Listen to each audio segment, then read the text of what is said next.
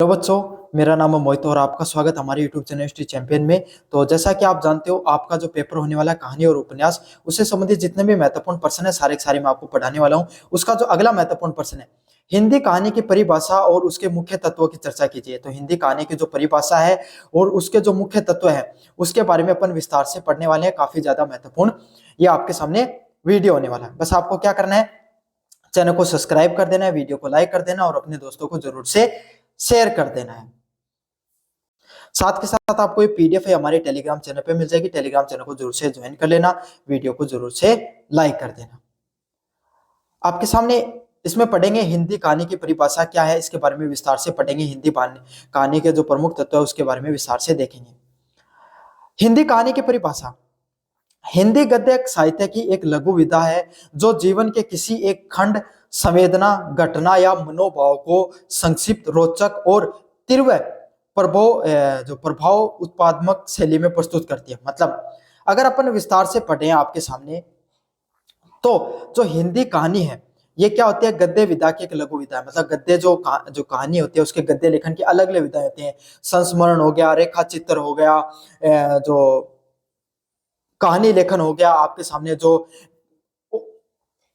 उपन्यास लेखन हो गया, बहुत सी विधाएं, नाटक हो गया, है ना, जो रस हो गया, अलग अलग प्रकार की जो गद्य की विधाएं देखने को मिलती हैं। उसकी जो विधाओं में से जो छोटा, जिनमें छोटी सी बातों में आपके सामने बहुत कुछ कह दिया जाता है, उस लघु विधा में से आपको कौन सी देखने को मिलती है, जो कहानी है वो हिंदी कहानी है वो गद्य विधा का हिस्सा है। जो जीवन की किसी एक घटना, खंड और जो मनोभाव को संक्षिप्त व रोचक ढंग से दिखाती है। मतलब कोई भी व्यक्ति के जीवन की छोटी सी घटना है, कोई छोटी सी संवेदना है, उसको बहुत ही रोचक, प्रेम के ढंग से दिखाने का प्रयास किया जाता है हिंदी कहानी के अंदर। इसमें जीवन में गहराइयों के कुछ पन्ने को समेटने में समर्थ होता है। मतलब जीवन की एक बहुत बड़ी, बहुत विस्तृत घटना है, उस घटना को छोटे में, संक्षिप्त में समेटने का प्रयास होता है। संक्षिप्त में समेट देती है, छोटे से पन्नों में समेट दिया जाता है। और बहुत जो एक संदेश जो समाज को देना चाहिए उस छोटी सी कहानी में दे दिया जाता है, और लोगों का समय भी बचता है। लोग छोटे से समय में आनंद की अनुभूति भी कर लेते हैं। वह सभी लोगों के पास इतना समय नहीं होता है कि वो पूरा एक मोटी किताब जितना उपन्यास पढ़ सके। वो 5 से 10 लाइनों का आपके सामने कहानी पढ़कर उतना आनंद ले सकते हैं, जिससे आपके सामने, जिससे पाठक कम समय में एक पूर्ण अनुभव है वो प्राप्त कर सकते हैं। और आपके सामने क्या देखने को मिलता है कि पाठक है, जो पढ़ने वाले लोग हैं, वो कम समय में आपके सामने पूरा का पूरा अनुभव ले सकते हैं। मतलब जो उन्हें चाहिए था, जो आनंद की अनुभूति जो उन्हें चाहिए थी, वो आनंद की अनुभूति वो कम समय में प्राप्त कर सकते हैं, थोड़े से समय को खर्च करके। कहानी का उद्देश्य केवल मनोरंजन ही नहीं रहता है, बल्कि पाठक को किसी एक विशेष विचार, मनोदशा व सामाजिक यथार्थ से जोड़ना होता है।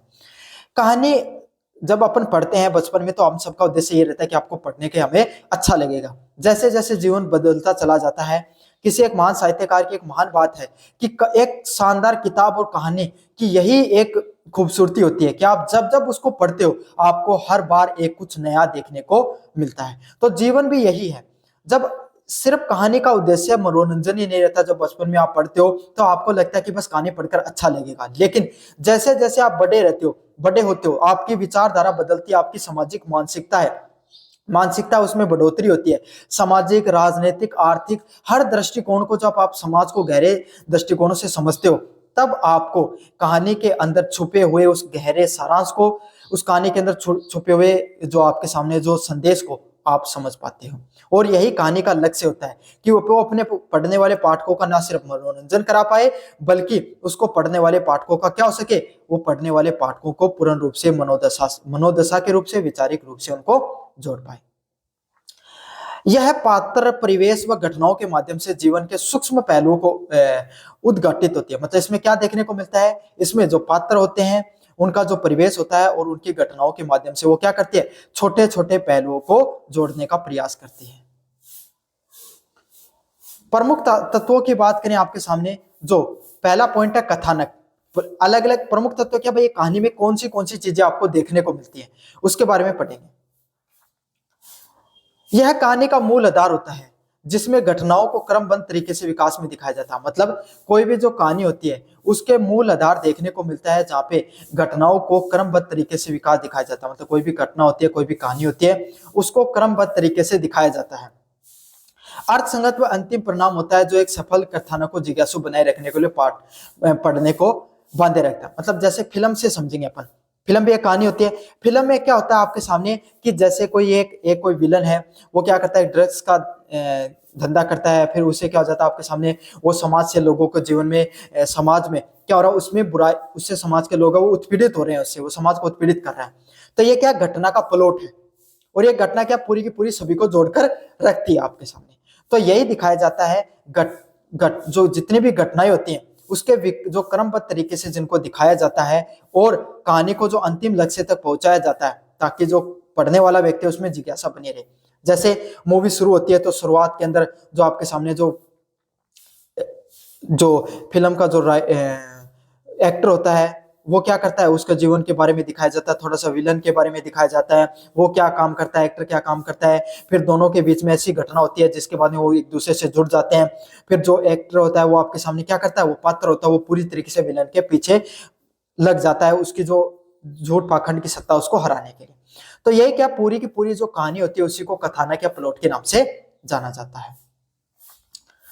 अगले वाला पॉइंट आपके सामने पात्र और चरित्र चित्रण। अगले वाले क्या है, पात्र और चरित्र चित्रण। कहानी में व्यक्ति, पात्र व व्यक्तित्व चरित्र चित्रण की कहानी को जीवित बनाते हैं। मतलब जो कहानी पढ़ते हैं आपके सामने, कहानी में पात्र के व्यक्तित्व और कहानी को वास्तविकता के रूप में दिखाया जाता है। मतलब जो आप कहानी पढ़ रहे हो, जो आप कहानी पढ़ते हो, इसमें कोई पात्र होता है, हर जो आप कहानी होती है उसके अंदर कोई ना कोई पात्र होता है, और उसका जो पात्र का जो व्यक्तित्व होता है वो उसको जीवित बनाते हैं। जैसे कोई भी कहानी हो गया, उसमें एक एक्टर रहेगा, एक विलन रहेगा, एक जो एक्ट्रेसेस रहेगी, उसके जो कुछ एक दो साथ के फ्रेंड रहेंगे, उसके परिवार रहेगा। तो ये सारा का सारा क्या है, ये पात्र होते हैं, और हर पात्र की कोई ना कोई कहानी होती है, वो उसकी कहानी होती है। जैसे कोई डॉक्टर होगा, कोई इंजीनियर होगा, कोई आपके सामने कोई विलन के रूप में दिखाया जाता है, कोई गलत क्राइम करता है। तो हर कहानी के पीछे हर पात्र के उसके व्यक्तित्व को भी दिखाया जाता है। पात्रों के विचार, भावनाओं और कार्यों को कथानक को आगे बढ़ाते हैं। मतलब पात्र कैसे विचारधारा रखते हैं, कैसे उनकी भावनाएं है, वो किस प्रकार का कार्य करते हैं, यही कहानी को आगे बढ़ाए, उसके माध्यम से कहानी को आगे बढ़ाया जाता है। कहानी का संदेश है वो संप्रेषित किया जाता है। मतलब कहानी को धीरे धीरे आगे बढ़ाया जाता है, जिसका चित्रण विश्वसनीय और स्वाभाविक होता है। जिसमें आपको क्या देखने को मिलता है, जो कहानी की वास्तविकता को बताता है, और कहानी के जो स्वाभाविकता है, जो वास्तविकता उसके बारे में पता चलता है।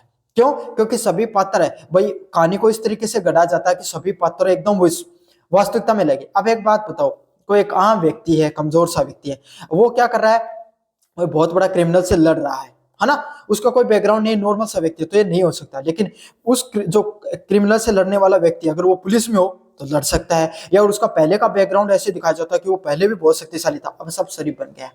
तो ऐसे क्या पात्र को एकदम मजबूत व शक्तिशाली दिखाया गया। केजीएफ मूवी देखिए, उसके पात्र को देखो कितना स्ट्रॉन्ग दिखाया गया, तभी तो वो इतनी बड़ी सत्ता से लड़ जाता है, तो सभी लोगों को लगता है कि भाई ये तो कर सकता था। समझ में आ गया? तो इसी तरीके से हर पात्र के जो व्यक्तित्व होता है उसको मजबूत बनाया जाता है, उस कथानक के अनुसार बनाया जाता है, ताकि क्या हो सके, कहानी वास्तविक लगे। अगले वाला पॉइंट है संवाद। पात्रों के बीच में बातचीत संवाद कहलाती है। जो अलग अलग पात्र होते हैं उसके बीच में जो बातचीत की जाती है उसको संवाद के नाम से जाना जाता है। प्रभावी संवाद है वो कहानी को गतिशील बनाने का प्रयास करता है। मतलब जो आपके सामने जो प्रभावी कहानी होती है उसमें क्या होता है, आपके सामने जो संवाद होता है वो बहुत ही ज्यादा गतिशील और मजबूत होता है।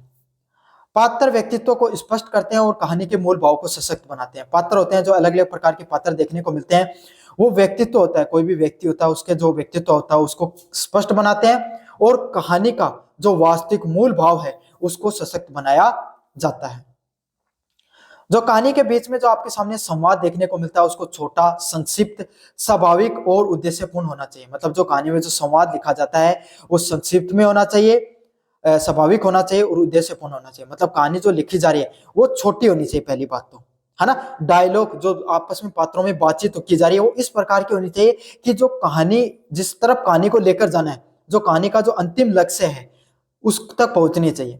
समझ में आ गया? तो पुलिस में है, पुलिस वाले की तरह बात करना चाहिए, क्रिमिनल है तो क्रिमिनल की तरह बातचीत करना चाहिए, पुलिस और क्रिमिनल आपस में बात कर रहे हैं तो उस तरीके से बातचीत करनी चाहिए, एक दोस्त से बात कर रहा है तो उस तरीके की बातचीत होनी चाहिए, एक नायिका से बात कर रहा है तो उस तरीके की बातचीत होनी चाहिए। तो जो आपके सामने जो संवाद है वो स्पष्ट होना चाहिए, ऐसा होना चाहिए कि कैची होना चाहिए, मतलब ऐसा होना चाहिए जिसको पढ़ने के बाद में वो चीजें आपके दिमाग में छप जाए। आप पूरी मूवी भूल सकते हो लेकिन डायलॉग कोई भी नहीं भूलता आपके सामने, तो डायलॉग को होना बहुत ज्यादा महत्वपूर्ण होते हैं। देश काल और वातावरण, कहानी जिस समय देश काल और समय वातावरण में घटित होती है उसका सटीक व जीवित चित्रण कहानी में यथार्थवाद वास्तविकता लगता है। मतलब जिस तरीके से मूवी में बैकग्राउंड होता है ना, सेट बनाया जाता है ना, तो वो जो कहानी है उसी तरीके से कहानी जिस समय की कहानी है उस समय का वातावरण भी दिखाई देना चाहिए। जैसे कि भारत पाकिस्तान के विभाजन की कहानी दिखा रहे हैं तो उस समय दंगे हो रहे हैं, हिंसा हो रही है, लोग एक दूसरे से अफरा तफरी कर रहे हैं, लूटपाट मची हुई है, तो इस प्रकार के घटनाक्रम को दिखाया जाएगा। समझ में आ गया? कोई क्रिमिनल दिखाया, ड्रग्स से संबंधित चीजें दिखाई जा रही हैं तो वहां पे ड्रग्स बन रहा है, आपस में लड़ाइयां हो रही हैं, वो एक दूसरे से लड़ रहे हैं, पैसे दिखाए जा रहे हैं, इस प्रकार की घटनाक्रम दिखाए जाते हैं। तो यही होता है कहानी और समय, जो जैसी कहानी लिख रहे हो उसी हिसाब से देश काल व वातावरण की चीजें भी होनी चाहिए।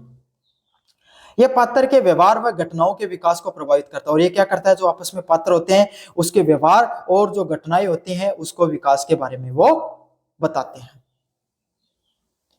अगले वाला पॉइंट आपके सामने, भाषा शैली।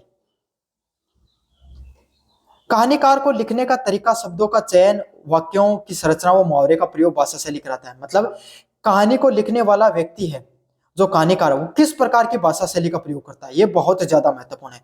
जितनी ज्यादा सही, सटीक, सरल और जनता को जोड़ने वाली भाषा का प्रयोग किया जाएगा उतनी ही ज्यादा क्या देखने को मिलती है आपके सामने, उतनी ज्यादा लोग उससे जुड़ाव महसूस करते हैं उस कहानी से। तो यही है, कहानीकार जो कहानी लिखने वाला है वो इस प्रकार से कहानी को लिखे कि ज्यादा से ज्यादा जनता है उससे जुड़ाव महसूस करे, शब्दों का चयन इतना अच्छा हो, शब्दों का चयन इतना सही सटीक हो कि सारी की सारी जनता उससे एकदम क्या करे, जुड़ाव महसूस करे।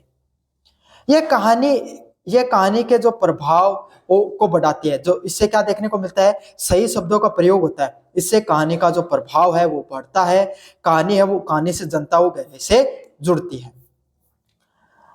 जो आपके सामने जो शैली होती है वो सरल होनी चाहिए, सहज और कहानी के विषय के अनुरूप होनी चाहिए। किस प्रकार की शैली होनी चाहिए आपके सामने, सरल शैली, सहज और कहानी के अनुसार आपके सामने शैली देखने वाली होनी चाहिए। मतलब एकदम सरल कहानी होनी चाहिए, हर व्यक्ति उसको आसानी से समझ सके, इस प्रकार की कहानी है वो आपके सामने होनी चाहिए। उद्देश्यों की बात करें आपके सामने, किस प्रकार के उद्देश्य, प्रत्येक कहानी में कोई ना कोई केंद्रीय विचार जरूर देखने को मिलता है। जो कोई ना कोई कहानी होती है उसमें कोई ना कोई केंद्रीय विचार, कोई एक मेन विचार जरूर से देखने को मिलता है, सेंट्रल आइडिया जरूर से देखने को मिलता है। जैसे पुलिस में कोई भ्रष्टाचार देखने को मिल रहा है उस पर कहानी होगी, समाज में जो गरीबी देखने को मिल रही है उस पर कहानी होगी, जो मानवीय रिश्ते हैं उसके बीच में कहानी का कोई मुख्य संदेश होगा। मुख्य संदेश होना बहुत जरूरी है, केंद्रीय विचार जिसके आसपास पूरी की पूरी कहानियां वो घूमती रहती है, और उस संदेश के ऊपर ही पूरी की पूरी कहानी लिखी जाती है। जो मुख्य संदेश होता है वही मुख्य चीज होती है जिसके आधार पर ही सारी सारी कहानी लिखी जाती है। यह कहानी को नैतिकता, सामाजिक या दार्शनिक पक्ष को दिखाता है। इसमें क्या देखने को मिलता है, जो कहानी होती है ये उसके नैतिकता को पता चलता है, इससे उसके सामाजिक और दार्शनिक पक्ष का भी पता चलता है, जिससे क्या होता है, जो पाठक है वो सोचने को मजबूर हो जाता है, सोचने को विवश हो जाता है कि समाज की वास्तविकता क्या है, समाज की वास्तविक घटनाएं क्या है। अगर अपन विस्तार से पढ़ें तो यह सभी तत्व मिलकर एक सफल व प्रभावी कहानी का निर्माण करते हैं। तो जितने भी जो तत्व बताए हैं मैंने आपके सामने, जिसमें आपके सामने सबसे महत्वपूर्ण है प्लॉट, पूरी की पूरी कहानी होती है, उसका जो स्टोरी होती है उसको प्लॉट के नाम से बोला जाता है। पात्र, कहानी में जो अलग अलग पात्र होते हैं उनके व्यक्तित्व को किस तरीके से निर्माण किया जाता है वो बहुत महत्वपूर्ण है। संवाद, आपस में बातचीत है वही तो जोड़ती है जनता को। संवाद एकदम विस्तृत संवाद होना बहुत ज्यादा जरूरी है। संवाद भी बहुत ज्यादा महत्वपूर्ण होता है, किस प्रकार का संवाद करते हैं। कहानी लिख रहे हो तो पीछे के जो प्रकार की जो कहानी है उस प्रकार का वहां का वातावरण, बैकग्राउंड होना भी जरूरी है। भाषा शैली सही, सरल, सटीक, मुहावरे वाली, जनता को रोचक, जनता को जोड़ने वाली भाषा शैली का प्रयोग करना भी जरूरी है। किस उद्देश्य पर कहानी लिख रही हो, उसकी थीम क्या, पर्पज क्या है, इसको भी बताना जरूरी है। तो ये सब चीजें हैं जो आपके सामने कोई भी कहानी है उसको क्या बनाते हैं, एकदम सही, सटीक और मजबूत बनाते हैं।